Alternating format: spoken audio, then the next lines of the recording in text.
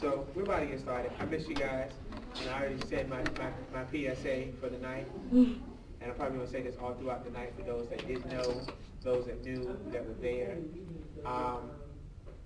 First of all, before this ever happened, I appreciate everybody's prayers for my mother's health, praying that God heal her, all those different things. They were appreciated and they were not in vain. For the people that don't know, December 22nd, 11:28 p.m. my mother did pass away of cancer. So everybody who then checked on me, called me, texted me, whatever, just asked me how I was doing. I appreciate it. We're recovering as well as can be expected. And we're going to talk some about recovery tonight because you never know how you'll handle things, but I learned that when you have God, you handle things completely different than the people that don't.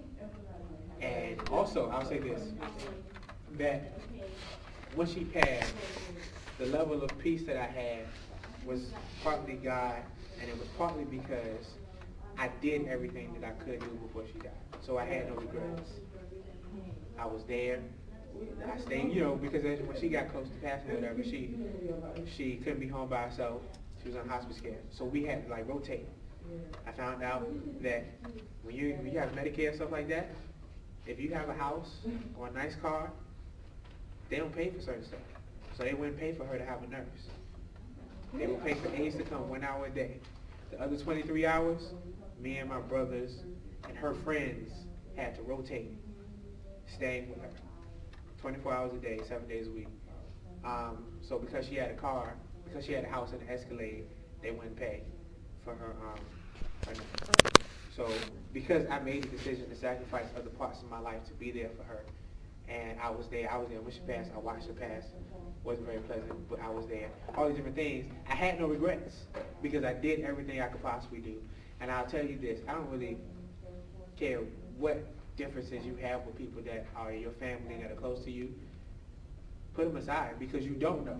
And I'm telling you, there are some things in life that I honestly believe are too heavy to carry. And I really believe regret is one of those things. Especially a regret that you can't go back and apologize for because that person's not here anymore. Yeah.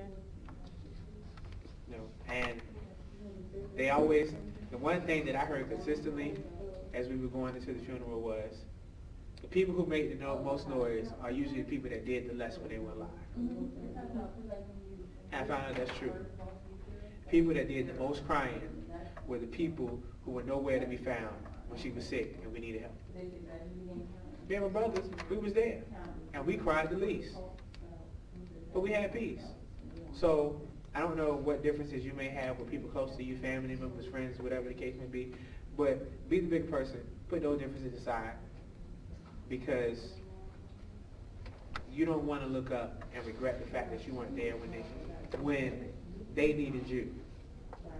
And that's very important because some incidents don't happen twice. Some moments where things go wrong don't happen twice. So you don't always get to repair the damage that you did. That's one other thing that I learned. There are some things and some moments where you know how with God, we kind of have this attitude that I might mess up, but I can always repent. Just because you can repent doesn't mean the damage will be repaired of the thing that you destroyed. It's like losing your virginity. You can repent, but you're not a virgin anymore. I know you can be born again and all that stuff, but realistically you're not. Your body has been permanently changed, period. There's no going back. And there are other moments in life where we make decisions and we can choose to be absent and we realize we made a mistake and we can apologize, but I found out that there are some things that your apology doesn't fix. The person forgives you, but the apology doesn't repair what you did. And I'm telling you all this because there's no worse feeling than, well, there probably is, but it's really bad feeling to feel like you did something wrong that you can't take back. Regret is heavy. You can recover from it, but it's very heavy. And I've seen a lot of regretful people never move out of that slump in their lives because they found out that there was no second chance for this one. And I think we live life with the attitude that we'll always get another shot at this. So sometimes we deliberately mess things up because we think, hey, tomorrow I'll fix it. You know, it's like the not studying, the not, you know, something that simple. But what if all of your teachers said, I would say had a policy, no makeup tests, no do-overs. You get what you get. It's permanent. Wow. Think about how many times you probably went to your professor's office when, you know, overslept, whatever the case may be, to ask for another chance to correct something that you messed up on or you didn't do your best on and they gave it to you. I've heard people testify that they didn't study and God helped them pass the test. That is not a good testimony. Please stop telling that testimony.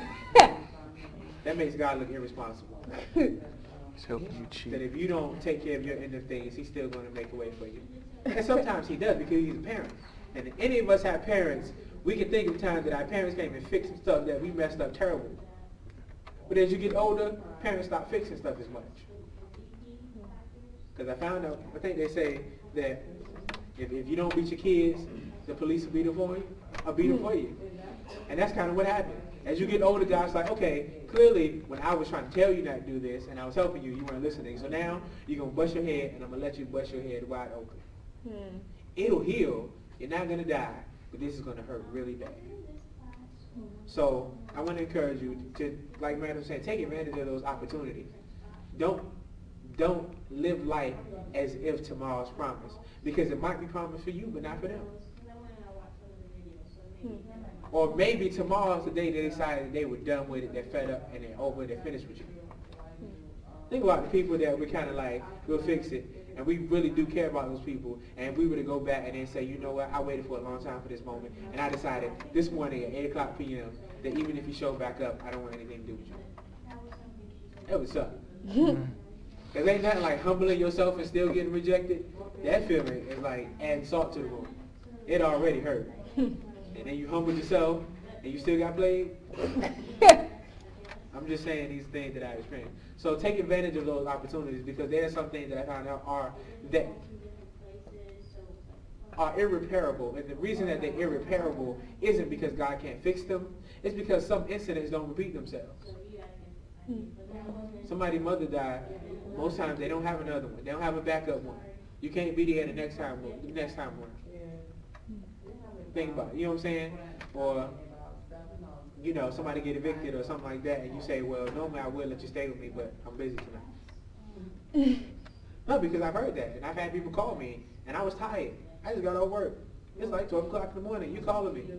And I said, you know what? I don't know what might happen to you if I don't let you stay here. So, come on over. Use the last little bit of myself. Because that's what they did. And that's it. Somebody do something nice for you, and we about to move on. Be considerate. Because that person stayed with me, and they used the last little bit of my soap. They put some water in the soap bottle, and they left my house, like, whatever. Yeah. Then I went to take a shower, and I turned that bottle upside down, and all that water just came out. She was tired. Y'all know I gotta make everything funny. That But I was is so mad. ignorant. I was so very upset, y'all. But we're about to get started. And tonight we're talking about the power of hope. We're going to talk some, and then I'm going to share some things with you about my personal life. Because one of the things that I've learned is, as we, especially as believers, face situations in life, or even not as believers, sometimes the greatest thing you can have is a reference point for your future. I'm trying to think of how to word this.